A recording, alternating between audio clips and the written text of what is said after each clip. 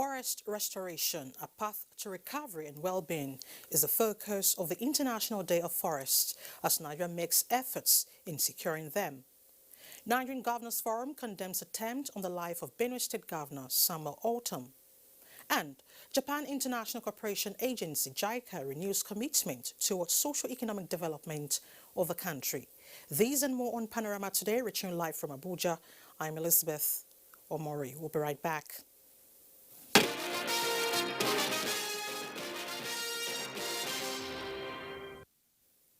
March 21 every year is set aside to celebrate the International Day of Forests to draw global attention to the contributions of forests in supporting livelihoods and combating climate change. On NTA Fine Face reports that key players hinged sustainable use of forest resources in making them safe and secure in view of criminal elements that have turned forest in Nigeria into a theatre of operation.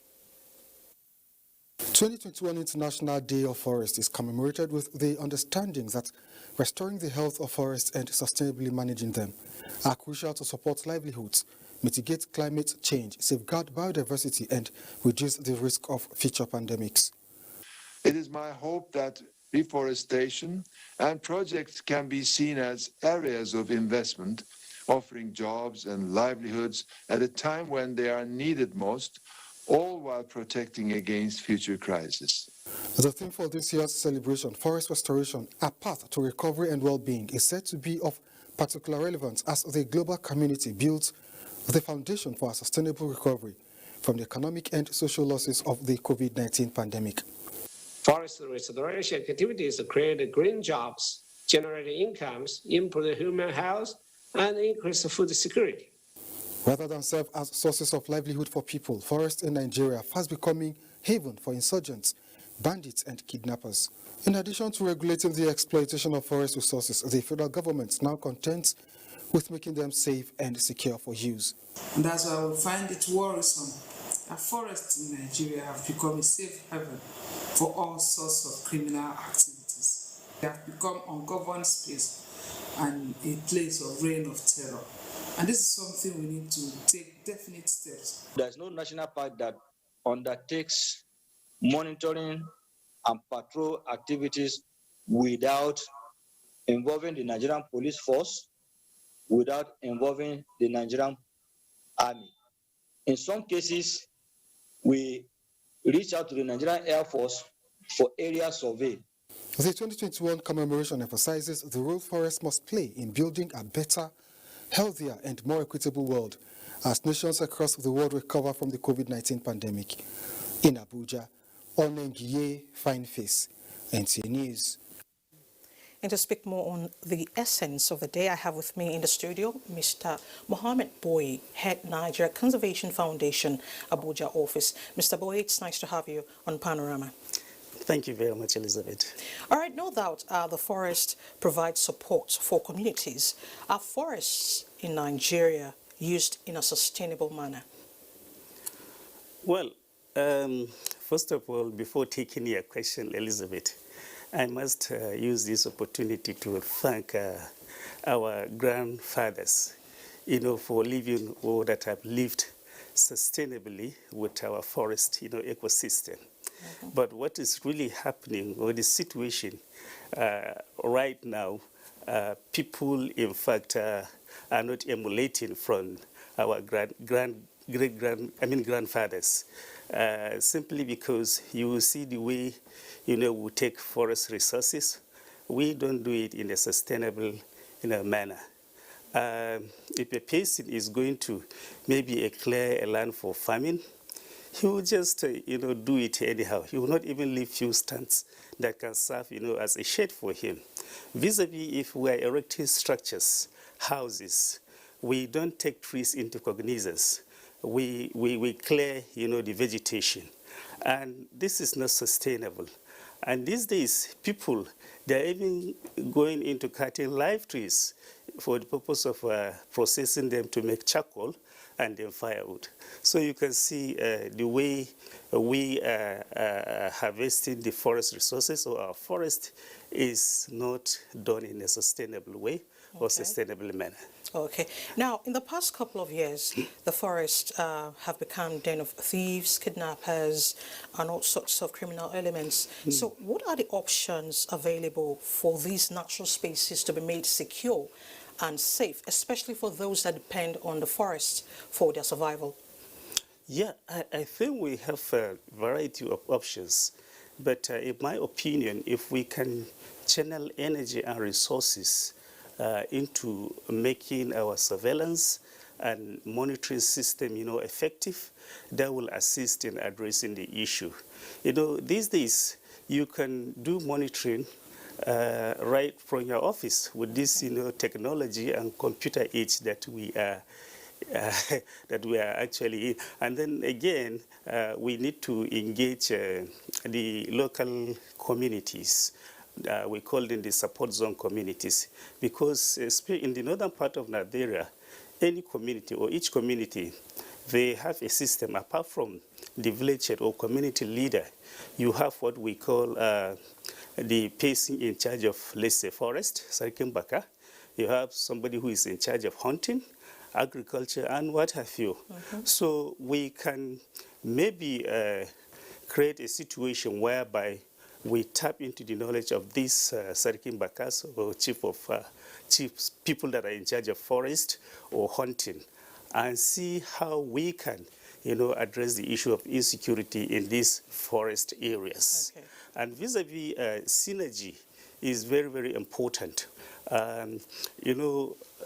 This time around, you see that agencies or ministries, they will have information that is very, very vital that they need to share, with other stakeholders. Okay. But they don't do it. People are just operating within a kind of confinement or niche. They don't want to share with people outside their agencies. So in terms of seeing that we address the issue of insecurity, maybe stakeholders that are responsible for conserving forest, they need to be sharing information with agencies that they feel that kind of information needs to be shared. Okay, now that brings me to my next question. Aside insecurity, do you think Nigerians have developed the consciousness for positive nature like tree planting, which is very common? I think we are yet to be there because, as I earlier mentioned, we have not inculcated this habit of interacting with our forest sustainably. Okay. Had it been, we have that consciousness actually being parcel of us, we can say, yes, Nigerians, have that positive attitude of living sustainably with their forest. Now they are taking these resources, and they are not even thinking of maybe how to bring it back or how to make it, how to propagate it to become useful to them and the generation yet unborn. So you can see, as far as I'm concerned, we have not gotten there yet. And this is an area that we really need to work on seriously. Okay, so we should stop cutting down all the trees. Now, just in 10 seconds, what would be your message to Nigerians as we celebrate the day? Okay, as we celebrate this very important day, we need to imbibe the culture of, interacting or using the forest sustainably. It is very, very important. And of course, while doing that, we have to look at security issues as well. We share information with the relevant agencies or stakeholders that are concerned, especially with regard to what is happening in our forest ecosystem or forested areas. All right. Mohammed Boyi, Head, Niger Conservation Foundation, Abuja office. Thank you so much for your time. Thank you. Thank you very much. Yeah. Now to security, maintaining Nigeria's strategic approach and influence in the maritime environment is crucial to the country's economic prosperity and regional stability. The Chief of Naval Staff, Vice Admiral Awad Gambo, stated this at the flag-off ceremony of Exercise Obangame Express 2021 on board the Nigerian Navy ship Thunder in Lagos. Imoli Ayotokide Ogunfowora reports.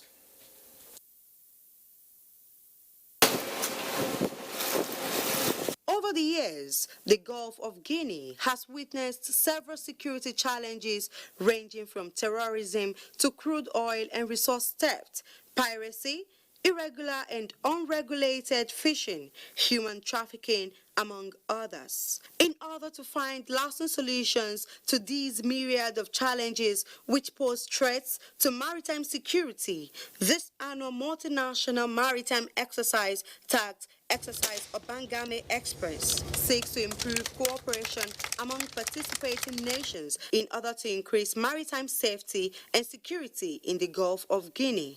Besides the spirit of togetherness, which the exercise has indeed imbibed among member nations, it has also enhanced the operational capability of the Nigerian Navy in its fight against various forms of maritime crime through information and intelligence sharing. The sustainment of these gains is critical to Nigeria's national interest, given the huge contribution of the nation's strategic maritime resources to national prosperity and development. The exercise is also an opportunity for the Nigerian Navy to work together with other national and regional navies on improved cooperation and maritime domain awareness. We are so encouraged by Nigeria's progress and investments in maritime security operations, and we advocate for Nigeria to lead the way in regional security. And our intent is to support our allies in their measures to bolster existing efforts. 6 Nigerian Navy warships and other participating countries are taking part in the sea exercise. The participating fleet will conduct the anti-piracy operations, fleet maneuvers, among others. In Lagos, Imoli Ayotokide Ogunfowora, NTA News. Meanwhile, Nasarawa State government says it will continue to support the Nigerian Army and other security agencies in the ongoing onslaught against criminal elements on the fringes of Nasarawa and neighboring states. Governor Abdullahi Sule stated this while on a visit to the 177 Guard Battalion in Kefi to commiserate with officers and men over the loss of some personnel during operations. Ali Tijani Mohammed reports. Battalion, ready for your instruction. Your Excellency. The visit of Governor Abdullahi Sule came against the background of recent military operation to dislodge criminal elements in Toto local government area where the Nigerian army lost some personnel. While commending the gallant effort of the troops during the operation, the governor said the deceased paid the supreme price and will always be remembered as heroes in the front line of battle against insurgents. He assured families of the deceased of government support, even as he encouraged their colleagues not to relent until the state is rid of criminal elements. Aliu Tijani Mohammed, NTA News. And Benin State Governor Samuel Ortom has described as unfortunate the attack on his men by unknown gunmen Saturday afternoon in Makurdi. The governor, who disclosed that no fatalities were recorded, thanked God, and commended his security men for successfully repelling the bandits. Charles Abba has details. Governor Samuel Ortom explained that armed bandits numbering up to 15 in black attire attacked his convoy at his farm around Tiomu along Makurdi-Boko Road when they had parked vehicles and walking into the farm. He, however, commended security men on his convoy for their gallantry in repelling the criminals. As I talk to you, Operation Wise Stroke is on them. The police are there, the SS are there, all the security. We have to call for reinforcement. But thank God we were able to escape unhurt. Governor Tom, who also lauded President Muhammadu Buhari for his shoot-at-sight order against bearers of AK-47, said it is a step in the right direction. I appreciate him for coming out to also say that the border in Nigeria should be strengthened. He maintained that the unity of the country requires the cooperation of all authorities to sustain. In Makurdi, Charles Abba, NTA News. The Niger Police Force has ordered full-scale investigation into the circumstances surrounding the reported attempted attack on the life of the governor of Benin State, Samuel Ortom, at his farm in the outskirts of Makurdi, the state capital. A statement by the force indicates that Inspector General of Police Mohammed Adamu condemned the incident and has equally directed the Commissioner of Police, Benin State Command, to take adequate measures towards strengthening and improving security in the state, particularly around the governor. The IGP has also directed the CP to carry out thorough investigations into the incident and ensure the arrest and prosecution of persons indicted in the course of the investigation. The Niger Governors Forum has described as barbaric and brutal the attempt on the life of Benin State Governor Samuel Ortom and his convoy. A statement by its chairman and governor of Ekiti State, Kayode Fayemi, says the recent unprovocative attacks on some targeted individuals are unacceptable and condemnable. The forum sympathizes with the governor and people of Benin State and pledged its solidarity and commitment to uncover and prosecute perpetrators of the heinous crime. Still in security, suspects alleged to have been responsible for the kidnap of the auxiliary bishop of Owerri Catholic Archdiocese, Bishop Moses Chikwe, have been arrested by officers of the Imo State Police Command. The Commissioner of Police, Nasiru Mohammed, made this known while parading suspects in Owerri. Loretta Arinze Egwim has details. Kidnap of the auxiliary bishop of Catholic Diocese of Owerri, Bishop Moses Chikwe, and his driver in December last year caused a major upset in Imo State, resulting in a hunt for the perpetrators. The arrest of the alleged suspects is therefore one of the major breakthroughs of the Imo State Police Command. Other suspects alleged to have engaged in crimes, including attempted arson and kidnapping, were also paraded. That day that we kidnapped the bishop, I was holding a pump passion. So Emperor was holding an AK-47. How much? With man 10 million naira. From the bishop? Yes. The bishop did not pay any money. According to the police public relations officer, Imo State Command, Olandi Koku, who spoke on behalf of the State Commissioner of Police, one of the suspected kidnappers was making arrangements to kidnap his employer, the principal of the school where he worked as a security guard, before luck ran out on him. The command did not rest on its oars as the Commissioner of Police, CP Nasiru Mohammed, put all tactical teams on their toes and ensured that those men that were responsible for the kidnap of the bishop and other people, and those men that has ensured that Imolites cannot rest, are arrested and brought to book. While the Imo State Police Command reassures of its commitment to safety of lives and property, they are appealing to the public to report suspected criminal activities around them promptly. In Owerri, Loretta Arinze Egwim, NTA News. You're watching Panorama on NTA. Let's take a break. We'll be right back.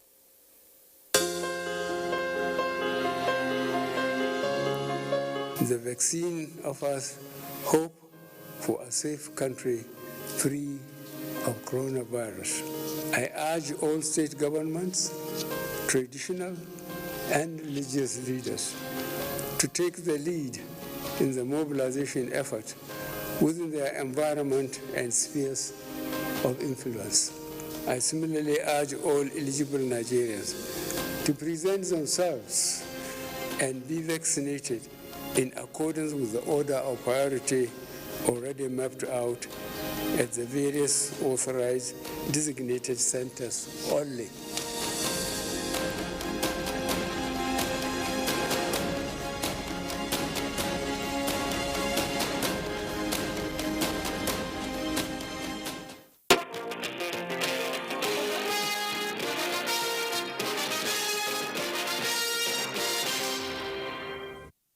Thanks for staying with us.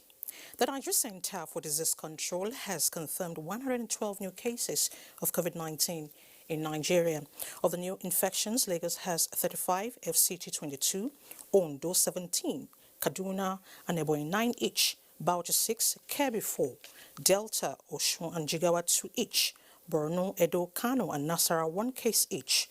Total number of confirmed cases is now 161,651. 147,775 discharged, and 2,030 deaths recorded. The Japan International Cooperation Agency JICA Alumni Association of Nigeria has pledged a renewed commitment towards social-economic development of the country with focus on the rural communities. Kenneth Nani reports that the commitment to give back to the society was a take-home for members at an event.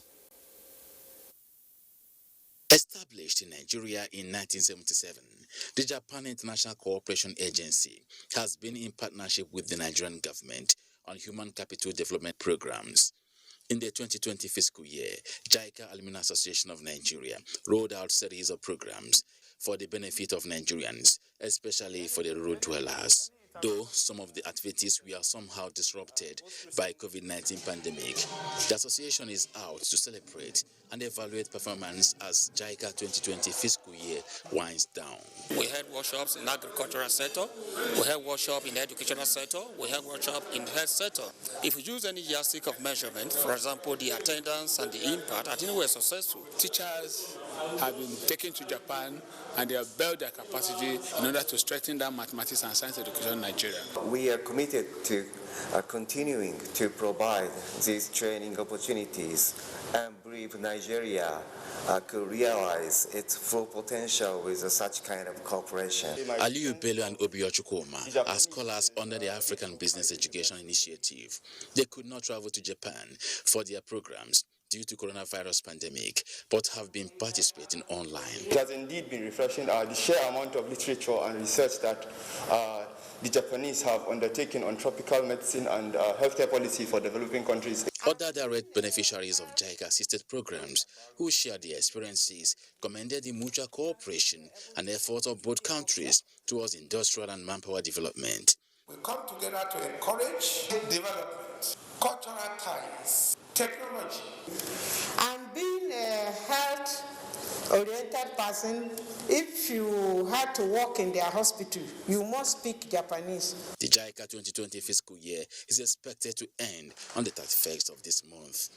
Kenneth Nanim, NTA News.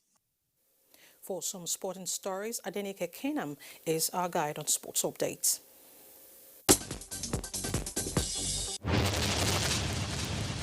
Team Nigeria continued their exploits on day 2 of the ongoing World Para Athletics Grand Prix in Tunisia, winning 2 gold medals in women's javelin and men's 400 meters T46 and 1 silver medal in women's shots. President of the Nigerian Basketball Federation, NBBF, Musa Kida, says the federation is set to commence work on staging the slamming and dunking game both at Premiership and the grassroots. Kida, while expressing appreciation to the Minister of Sports, Sunday Dari, and the leadership of the ministry for ensuring that NBBF is off the hook of litigation and other hindrances. At long last, we can now breathe. At long last, we can now play premier basketball in the country. In Ekiti State, consolidating on the gains of tennis at cadet levels to assail national and international professional status is the target of the State Tennis Association. The state is not going to look for external tennis players. We are going to build our own tennis players. After about 4 years of inactivity, the Nigerian Professional Wrestling Federation on Saturday organized a mock wrestling championship at the National Stadium, Lagos. This championship is a pre-event and also preparation for the Battleground Championship slated for Abuja in May. We are trying to resuscitate it and put it back to the track. In the Nigerian Professional League, Dakada FC will battle Plateau United, Enugu Rangers to play Nasarawa United, while Kwara United will be at home with Adamawa United. In the English Premier League, West Ham United will slug it out with Arsenal in a long derby, while Aston Villa will be welcoming Tottenham Hotspur. Both matches will come on Sunday. With sports updates, Adenike Kenam, NTA News. Mourners in Tanzania Saturday lined the streets of the country's largest city, Dar es Salaam, to pay their last respect to President John Magufuli, days after the government announced his death after nearly 3 weeks of missing from public view. Kenneth Nanim reports.